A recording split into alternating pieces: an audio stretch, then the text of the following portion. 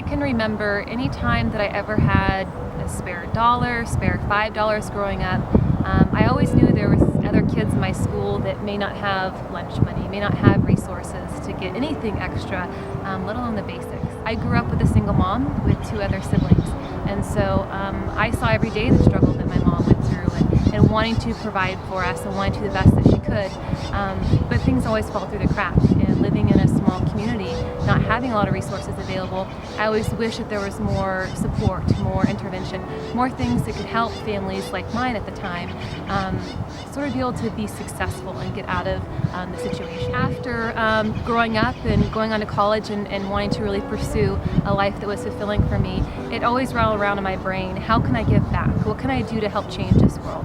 I want to live a life that I feel proud of. I want to live a life that I'm doing something for somebody else, that even if it may have been done to me or not, I still want to offer that opportunity. During my recent volunteer experience with St. Vincent de Paul, I had the opportunity to meet lots of different families and go to lots of different low-income housing. Some of the families that we helped weren't in a living situation, and they were either on their friends' couches, family members, or living in their car.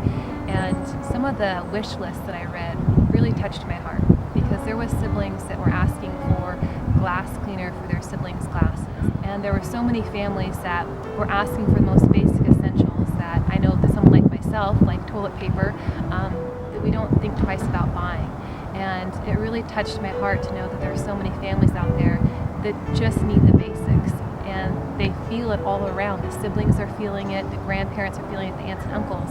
And it gave me an opportunity to meet some of them and to be able to actually deliver gifts that sponsors provided to them. The sponsors don't know these families, they don't know their situations, but they cared enough to give a little, and that little went a long ways for these families.